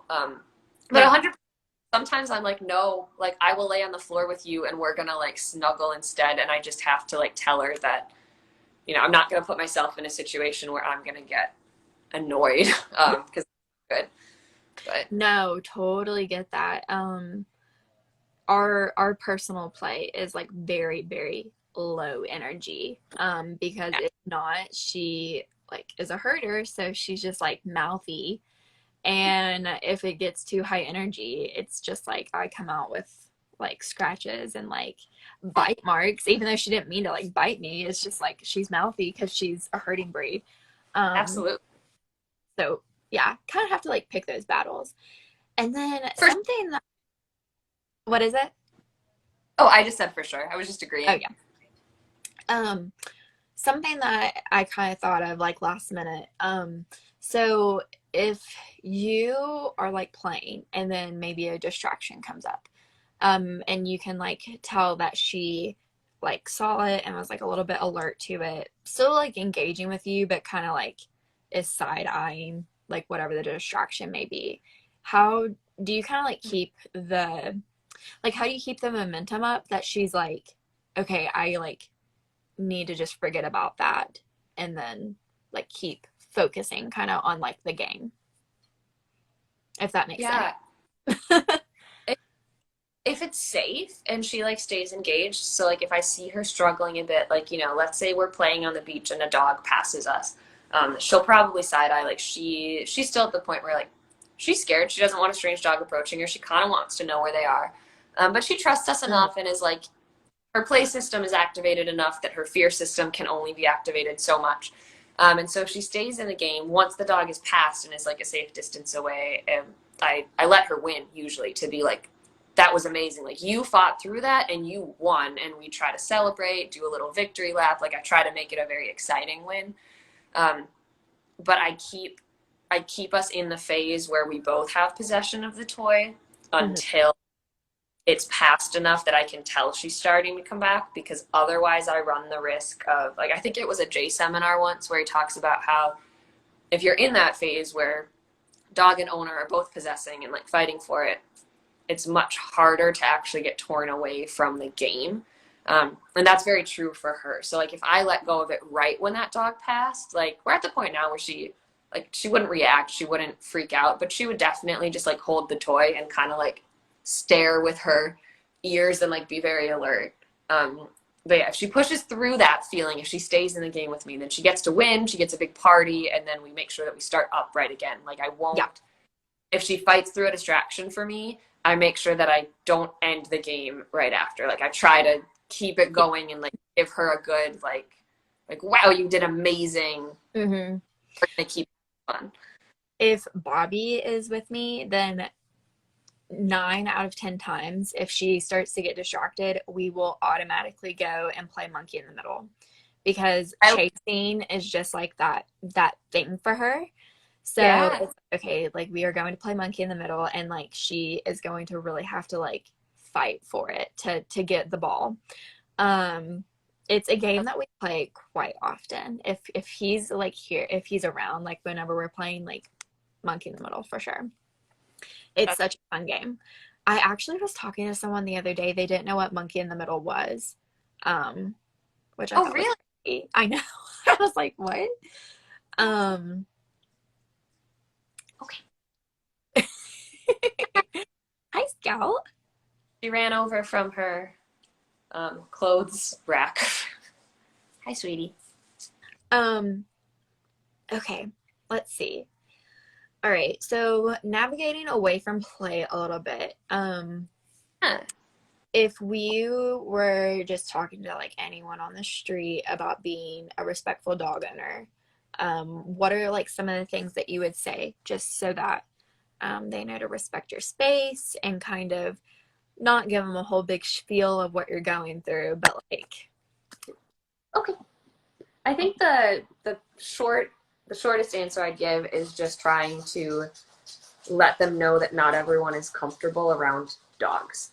That's just something that I truly didn't know for a long time. Like childhood Haley had no idea. I just assumed everyone liked dogs like I liked dogs. Also, she's going back to her bed. She came for a quick drink of water and like 3 seconds of pets, and now she is back to her tent over there. clothes rack. I need to get her an elevated bed. She clearly likes this. But yeah, I feel like to me, if someone is a person who has a value of caring about other people in general, and then can just make it clear not everyone is comfortable around dogs necessarily, that's often enough. Like just, think twice. Like not everyone wants your dog to sniff in their space or that kind of thing. Getting more specific is just like those, just like a little bit of space can go a long way. And I'm big about visual cues that your dog is under control. So like I would trust Scout to walk around my neighborhood with me completely off leash, and I would feel confident that she wasn't going to go anywhere because I know her and I spend every day with her, and we've been in enough situations where she's recalled or held obedience under, crazy circumstances. So like for me, I feel really comfortable with that, and like, it wouldn't be a big deal. Like I'd feel great about it. People in my neighborhood don't know she's trained like that, and I don't expect them to. And like, also there's a law, which is a whole other thing to talk about. Yeah. Like I'm really big about visual cues because sometimes it's easy to forget that we know our dogs, and like we know that they're X, Y, or Z. Like they're friendly or they're not going to break a command or whatever. Like even if your dog is under command when I'm 15 feet away from you, how do I know they're going to stay in command when I get 5 feet away from you? Like that's happened to us before, where a dog has looked engaged with its owner, and then at the last second it has pinned her to the street and attacked her and started this whole thing. So yeah, like I'm really, even just like the simplest thing, like Sean's mom is pretty afraid of dogs, and like if someone is holding the leash and just puts like an extra hand on it or like shortens it slightly as they pass, just so that she can see that there's no physical way that dog can encroach on her space, it gives her so much peace of mind. And it takes like 2 seconds. It's like such an easy thing, but it calms her down. It's like, I totally agree. One time I was walking, and this is pretty early on. So like our walks were still very much structured, and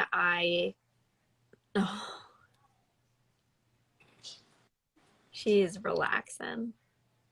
I just had to, she decided that her lobster was actually better than the cot bed. And sorry, this is all of us on dog Instagram, right? Every time she does anything, I'm like, look at how cute my dog is. I know. You were saying, yeah, this was pretty early on. Like we were still very much like structured, and I had went off, like we were in heel, there was a person coming on a sidewalk. I went over into a driveway and told Layla to go into down, just like to practice. And the lady walking by was just like, this is the first time I've ever felt safe around a dog. And like, basically it was like, I'm very scared of dogs. Like, you don't know how much I appreciate you doing that.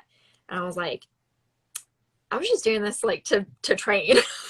But it like ever since that happened, especially because it was like early on, it's made me very much aware. And like literally every time that we pass someone and we're on like a tight sidewalk, I will go into a driveway or a yard and just like put Layla in a middle or a down or a sit or just like whatever, just like get her over to the side.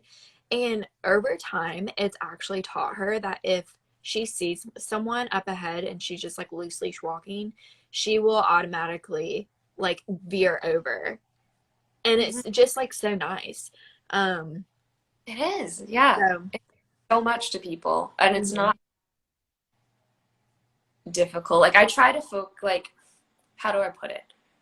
It's super unfair to expect the whole world to go out of its way for everyone else in the world, right? Like I have to meet Scout's needs, I have to meet my own needs, and if I live my life constantly preoccupied about her ever making someone uncomfortable, I would literally never take her anywhere. Like, there's a chance that someone's going to be at the patio that we're at and they're going to be afraid of dogs. And even if she is laying quietly, they're going to be scared. And I can't let that keep me from ever taking her somewhere. Mm-hmm. I think there's a lot I can do in the middle that's just very reasonable, like leashing when we pass someone, or locking the flexi when we pass, or, you know, those simple things. If I notice that she's looking at someone, you know, like wanting to say hi, she's getting a lot more social lately with people. If I notice that, sometimes just like saying her name so that she looks at me and like the person does, like, there's all these little things that it's not like I'm going a mile out of my way. Mm-hmm. Isn't it just amazing when someone thanks you for that? It I just know, like, it really is, because you're just like, I mean, it's because in that moment I was like, I wasn't even like really doing this like for you. I was doing this like to work with my dog.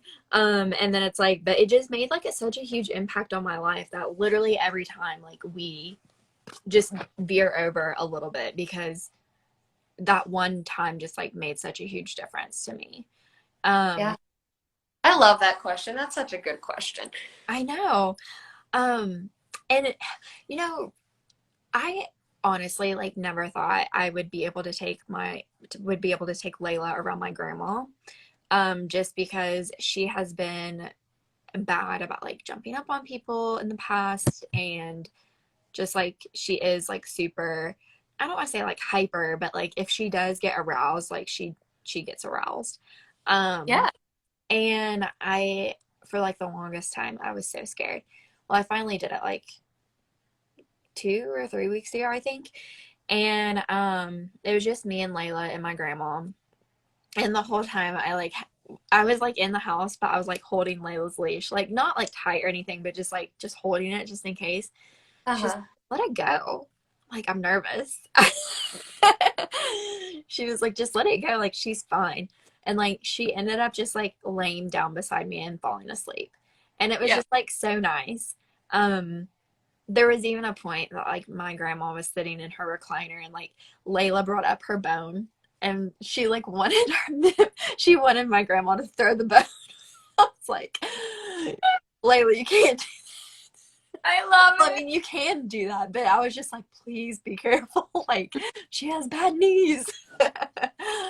um, and that it was just like such a sweet moment. It's one of those things where it's like it really puts things into perspective of like why we do some of the training, or like why we live our life the way that we do. Um, yeah, it was a really special moment for me. Okay, and then advice for advocating for your dog. So you kind of already like spoken on that a little bit. Um, Yeah. if you have anything to add to I that. think so, you know, obviously one of my big values in life is being respectful to the people around us. But finding a balance where I've had to remind myself in some situations that Scout's opinion of me matters most. Like when I went to the very first group class we did with her, which was like big scary moment for me, last fall. In the car on the way there, I brought Sean with us to the first class. I made him come with me for moral support. It was a strict, like, one handler in the like field per dog, but I was like, can you just sit on that chair and like cheer us on, please? In the car on the way there, I just had to tell him, like, I don't care what any of these people think of me. I care that when I leave here tonight, Scout still knows I have her back. So like sometimes it's really hard. Like, I'm a people pleaser. Mm-hmm.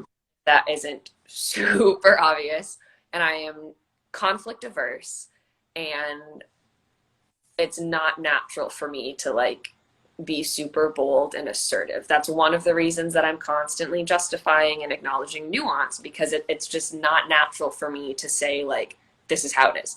Mm-hmm. And so sometimes it's really hard because, you know, someone wants to pet her or whatever, and I don't want to make that person upset, and I feel bad, and all of these things. And so I've just had to remind myself that, like, barring being a jerk, like, unless the situation is dire, I'm going to be polite. I'm going to, you know, Yeah. I'm fine. But I have to care more about my dog's opinion of me than the opinion of a stranger at a patio who I'm probably never going to see Never again. gonna see again. Yeah. And if that there's a bigger issue with my relationship with my dog. Like, she has to be more important to me than what a stranger thinks of me, because otherwise in my mind, I'm doing it all wrong. Like, even when we moved to our neighborhood, like the second morning we lived here, we took her on our first neighborhood walk, and that first neighborhood walk, a neighbor's lab tried to run up to her in the street. And I was like, great, here's how I'm going to meet my neighbor, by like physically keeping their dog away from my dog. That's fun. Like, that's how we want to start off this neighbor relationship. But even then, like, just reminding myself that like Scout's trust in me matters more than what this neighbor thinks. And if possible, I can do that in a really polite, nice way. And like, she was actually great about it. Like, I politely stopped the lab. It was this really fat old lab. It wasn't really a Yeah, you didn't have to do much. literally just like put a hand out and like stood there, and the dog was like, oh. So, you know, it worked out fine. But yeah, finding myself that like she has to be most important. And again, there's a balance. Like, I'm not going to be a jerk if I have the option to not be a jerk. But at the end of the day, I will choose disappointing someone over disappointing her. Well, and like, I feel like relationship with your dog, it just like, once you get on like this like deeper kind of level of it, it's like, you know, they're who you come home to. It's like the same thing with Bobby. Like, I come home to Bobby, and it's, or your spouse, partner, whatever, and it's just like, you live with them. Yep. So if, you know, family or friends or like this or that is like coming into conflict, it's like, okay, who did you choose to live with? And then it's like, you go through all these like situations of, or all these things of what a relationship like actually is, kind of thing. There we go. She was doing the tail thing. Oh, I see. Just like the A little like flop, yeah. yeah. But I totally agree. Like, you have to make those decisions, and I think sometimes there's a false dichotomy created where like people think that you either have to be mean or you have to be a pushover, and there's like this whole spectrum in the middle. Like, you can be firm but really kind. Yeah. And you can like advocate for your dog while being, you know, like, you don't have to shout at everyone like, no, don't approach. I mean, sometimes you do. Like, that dog who I thought was actually trying to attack her like 2 weeks ago, 100% I screamed my lungs off at the dog, and like, I was not being kind. But that's a different situation. Like, there's just a whole spectrum, like always. For sure. Okay, just a few more questions. I don't know if you like need to go or anything. I'm good. Okay, perfect. If you're not sick of my voice yet. All right, no. I just wanted to make sure that like you weren't. Sometimes it's fun to be crazy though. Yeah, it is fun to be crazy. Okay. Has your mental health been affected through dog ownership? You touched on that a little bit earlier about like those early days. You were just like angry 24/7. Yeah, that was not good. About how I was like an anxious ball of stress, and didn't even like know what to do with Layla at one point in my life. But then it's like, I feel like she just only brings like joy into your life now. Basically like the same thing with Layla. Like, she does some things that annoy me sometimes, but it's like the big picture of things. She brings 90% joy, and then like 10% kind of like annoyance. And then, but it might not even be 10%. I don't know. It might only be like 5. But definitely like, it can make you have emotions. Oh yeah. Yeah. Big time. Yeah, it was really negative for me at first, honestly, which like sounds bad to say. I mean, I loved her at the time. Like, we were like a little bit toxic for each other for a while and just figuring things out. And then it got really positive because she has been one of the catalysts. Like, she and Sean have been two catalysts that have helped me become more self-aware. And going through that negativity and anger and like resentment, which is a really poisonous feeling. That's one of the feelings that I'm most afraid of in my relationships. Yeah, bitterness. yeah, like starting to go through that helped me be more aware of what I was doing and how I could adjust. And now it's been really healthy for me. Like I think I'm a much better person for having gotten to be Scout's owner. Like she's Mhm. taught me a lot applied in all sorts of different areas.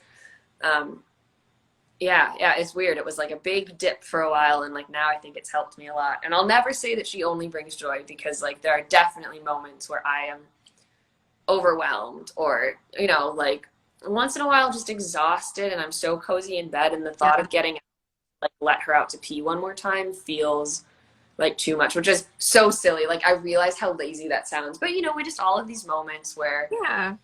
It's like like the sometimes 10% annoyance I was talking about. It's like that exists and I'll never and it doesn't. Or like sometimes there are days where I feel like I let her down or she's stressed for some reason that I don't know and it's hard to deal with.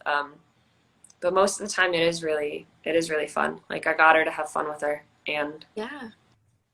hella cute like always, so that doesn't hurt. I know, for sure. I can't like the video that you put up of her ears just like popping up. I was like, this it kills me. Um, Like probably once a week, if not more. It's like almost a year old and I literally just watch it. Like it's in my favorite list. oh, It's for so sure. I have like this 5-second clips of like Layla doing like one little thing. Um, yeah, yeah. for sure. Yeah. For sure. Um, like today we actually had a moment where I was like, why are you Like doing this. this kind of thing? Oh Like this is my gosh. amazing right now. Like I am just so happy that you exist in my life, dog. Dude, she is so cute. How old is she? Like 3? She 3? we they think she was two-ish. She was like between 1 and 3 when we adopted her. So she is now between 3 and 5. So we Okay. just were. Okay. I would go younger. Just say younger. She's gonna live forever anyway, so I know. I didn't want to guess the youngest because I didn't want to like think she was only 10 and have her be like older. yeah. But they're too much. So yeah, we feel, I don't know, we feel reasonable in our estimate. She's like 4-ish, 4.5 maybe. Yeah. Um, I yeah. get that. Yeah, we actually had a moment today where I was like, Lila, like you are just what are you doing? Kind of thing. Um, she had like gotten a fly swatter and started chewing on it. Oh no. And I was in a meeting and I was Oh presenting, so I like couldn't tell her to stop. Like there yeah, was literally just like nothing in that moment that I could do. Um, exactly. and after the fact, like I couldn't punish her because she was like not doing it anymore. It was just like, but I was like so irritated. Like, why? What? Like you literally never do this. Like, what made you like think to do that even? Um, Yeah, and that's like the 10% annoyance that I talk about now. Um, for but sure. I don't really get annoyed if she reacts to stuff. But it makes me more I don't get annoyed or angry at her. It just makes me more like sad almost that like I can't fix everything for her in that moment. You are in my head right now speaking. That the moments I get most frustrated with Scout are moments that I'm not even frustrated with her. I feel Yeah. like I'm failing her Yeah. and internalize that really hard. Yeah. Like even some she doesn't alarm bark that much anymore. This is something that we've worked through quite a bit because again, like she's a cattle dog and that's natural and whatever. Mhm. But sometimes it's tough. Like how much of your alarm barking is this very natural territorialness that one would expect from your breed, and like how much is it because you're pretty insecure still and like have a lot of confidence to grow. Yeah. Feel like if she alarm barked and like then looked at me and like I tried to tell her everything was fine and then she alarm barked again after that, I would just feel devastated. I would be Mhm. like, you don't trust me. I'm telling you it's fine. And like, you're not listening. Like, our relationship is broken. Am I talking about you way too loud? Um, and it was so awful, and I was never mad at her. I was just sad that like Yes, like just sad that you can't fix everything. Sad that like a creature that literally does no wrong like feels bad or feels scared or frightened or like whatever. It's like you do nothing wrong. Like you don't deserve this kind of thing. Um yeah.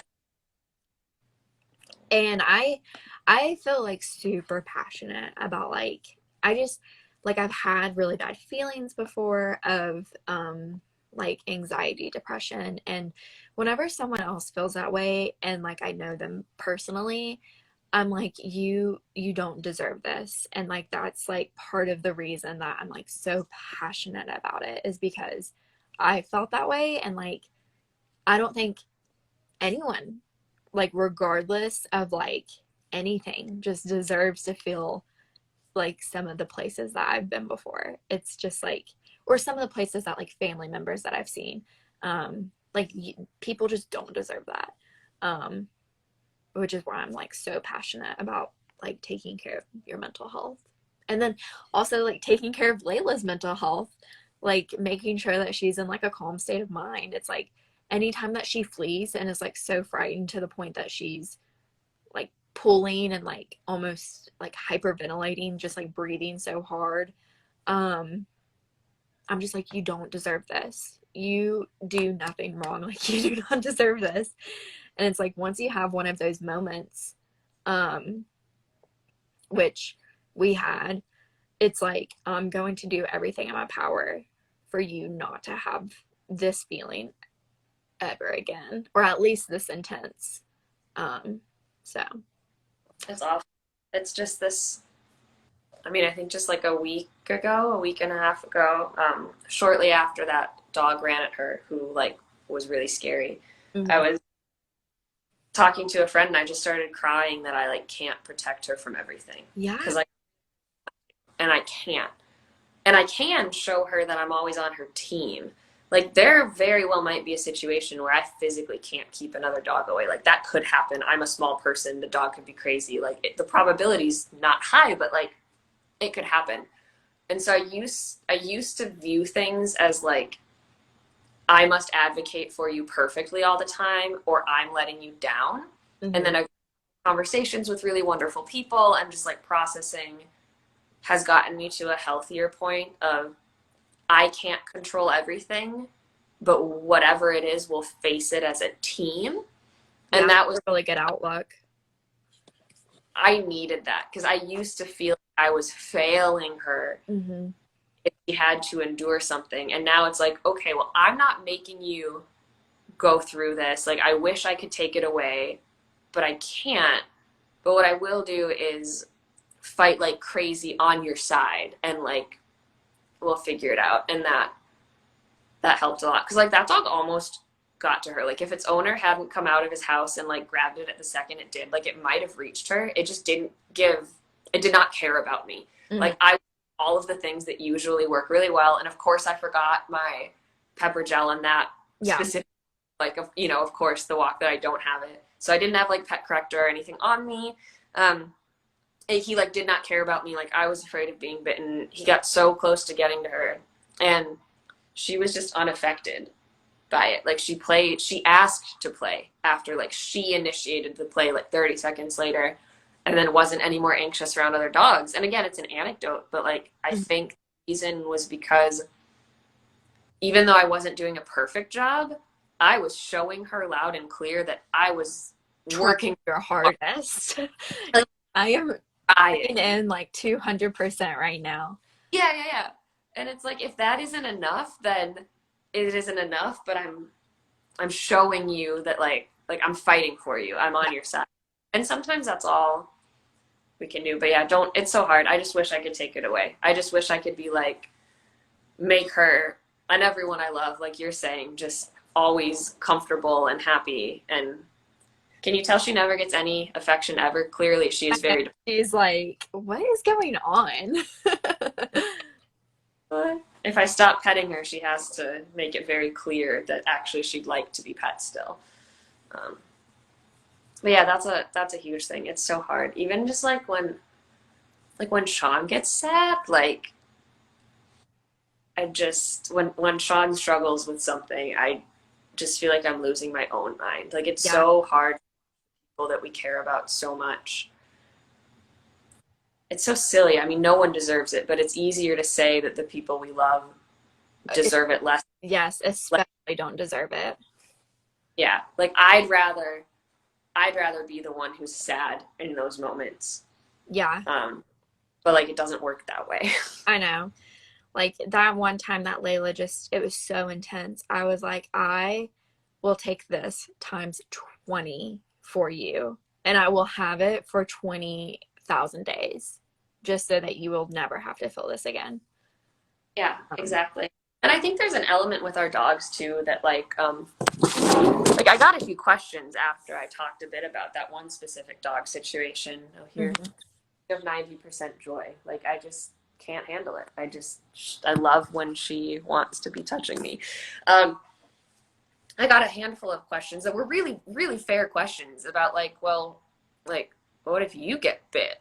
Like, that's not good either. And like, totally. Like, that situation just fundamentally was not ideal. Yeah, it's not good for anyone. Yeah, in a perfect world, we don't find ourselves in that situation. Yeah. But if we do, I want to be the one getting bit because I can internalize it better. yeah, like mentally, I will process and recover from that better. Mm-hmm. So I'd always rather have it be me than her. Like, I think with dogs, there's an element of like how we conceptualize the world and like our ability to, yeah, just like process things differently. Like, I can understand that the bad thing that happened to me, like, I can understand the probabilities and like look at these things and like get brave enough to go out on a walk again much more easily than Mm-hmm. she can. It just makes it extra hard. They're just so good. I just want to give her like the perfect life, and obviously that's impossible. But No, it ugh. it kind of reminds me. Have you ever like been running with Scout? Because I know you guys run, or jog or whatever you want to call it. Yeah, Have you ever like slow. been running and you trip and she just like comes and looks at you like, what did I do wrong? How can I like fix this for you? And because we've had that moment once. I've only went running with Layla like five-ish times, and then we stopped once it got really hot out. Um, but I did trip one time, and she looked at me like, "Did I do this?" And I was like, "No, you didn't do this," but it was so cute. And you like can't tell them. Like there was one moment that will be branded in my brain forever where we were on a run and there was this like blind corner and there was this guy with Golden on an unlocked flexi that came around the corner, and I mean like it wasn't there and then it was like 2 feet from her, so she had a pretty big reaction. Like it was surprising for everyone. The Golden was barking and reacting. Like it was not a good situation. And like we keep running, we try to keep going, and like 30 seconds later, maybe not even 30 seconds later, I was pretty anxious and like had a lot of adrenaline, and I tripped. Hmm. And when I myself from tripping, I kicked her back leg. Like total accident, but like I kicked her back leg and she squeaked, like she did her little yelp, and she looked at me and just put her tail down and kind of like cowered. And I was like, no, no, no, no, no, no, no, no, no. Like I'm not mad at you. Like that is wow, I'm emotional recounting this story and she keeps looking at me like what's going on. It felt so bad because I couldn't explain to her. Like I knew she had just had a really bad skin, Stressful moment, yeah. and then I made it worse by like putting that stress. Like that's not a reaction that I ever would have punished. Like it was fair. If all of a sudden there's this crazy thing right in your face, like you get to react to that. Like that's fine. And yeah, it's like so adorable that they care about us and our relationship. Like it means So it is cute. and it just like breaks my heart sometimes because like I can't even like little things, like I can't explain to Scout that like I can't see in the dark. And if I like step on her tail in the middle of the night, like does she think I did it on purpose? Because Yeah. like for all she knows, maybe everything I do is on purpose. I don't know how she thinks about that or if she No, that's thinks. so true. That's so true. Um, okay, two more questions. So your favorite way to do dog-free stuff. Like you are dog-free for a night. What are you doing? Sean and I are going somewhere, preferably that we haven't been before. Um, we love that. Like we like trying new foods and trying new drinks and like have had some of our best conversations just at these random places that we've found. And if that's not possible, like, obviously there are constraints there and we can't go out to like a fancy meal all the time, sort of thing. Just like exploring somewhere new, the two of us, or just like driving around. That's always so fulfilling because like we do most things, the three of us, Yeah. like everything we do as a family, and it's really good for both of us to have that time to charge, like just together. Mm-hmm. And then I work from home, so I get time by myself during the day if I like really need it. Yeah. So yeah, That's exactly how we are too. We were talking about like, what do you want to do for our honeymoon? It's just like, I don't know. But I was like, well, I think it would be like a really good time to go and do a trip that we fly because if we fly, like we can't take Layla. So I was like, I think that would be a really good opportunity to fly somewhere. So and that's our dog free. Like we do the same thing. Go on a cool date. We like concerts and you can't typically take dogs to concerts or like I don't really feel comfortable taking Layla. Yeah, absolutely. And then the last question that I have is, are you going to incorporate Scout in your wedding somehow? We are. So we had one venue booked that ended up falling through, which was really awful and very sad. The original plan was that she would actually be with us during the ceremony on the beach. That didn't end up happening. There were some, yeah, it just didn't work out. We don't need to recount the whole story. It was very sad for me. So now we're getting married on a beach that doesn't allow dogs, which is sad. So she can't actually be in the ceremony. But how we're doing our wedding is we have a house. It's just like a big Airbnb that sleeps like 30 people. And we booked it for 7 nights. Oh. And we're getting married on the second night there. And then inviting like the people that we're closest to come for as long as they're able. So we'll get married and then it'll just be like a kind of like a vacation, like a bachelor, bachelorette, honeymoon, kind of all in one, like just with the people that we love in one place. And the house is dog friendly. So she can't actually be like at the beach during the ceremony itself, but she'll be involved in the reception. She'll just be around hanging out with everybody that we love for that week. I have a vision. I think I've convinced Sean. We'll have to see. We just need to see what the environment is like because travel's always a bit stressful and like she's never had problems with people. She likes people, but she's just fearful in general. She gets overwhelmed. So I don't want to push it. I have a vision though of Sean and I doing our first dance and it's like, some slow song that we love. And then like halfway through switching to some super upbeat song and asking Scout if she's ready and having like 3-person tug because we do that a lot. Awesome. And like, like our first dance and then like our first tug as like a married family. I really like that idea. I don't put too much pressure on the idea because like if she isn't comfortable enough to play like that around everyone, like I'm not gonna ask her to. But that's my dream because that I feel like awesome. That sums up who we are as a family. Like no, that's awesome. So like as of now, our plans very, very similar actually. We're gonna do like first look and like kind of our own vows to each other, and some really cool spots at this forest. Ooh. And have photos and everything, and like Layla will be a part of that. And then amazing. Come back to the cabin and we'll have our actual ceremony. And during that time, like kind of question mark on what she's doing, just probably more so like dependent upon her mood if she can like chill around everyone. but I'm really excited because I'm gonna get like her a little flower like collar. Good. It's so cute. Like, I mean, I don't have it on me or anything. I haven't even talked to a florist, but like I just know it's gonna be really cute. Oh my gosh, that makes me so happy. And it's fall, right? Yeah. Yeah. Oh, that'll just be beautiful, especially with her coloring. Sorry, I'm just like picturing No, the photos in my head. yeah. Um, it'll look really good, I think. Um, for sure. Oh, Okay, that's I'm gonna amazing. call her up here real quick and say Yeah. goodbye, and then we'll be off. Hopefully she will come up here and she Layla. Someone has pooped. Oh, I didn't even have to. Hi, Mrs. Oh my Mwah. I didn't even have to call her name. She like heard the door open. She's like, "Mom's done." Yeah.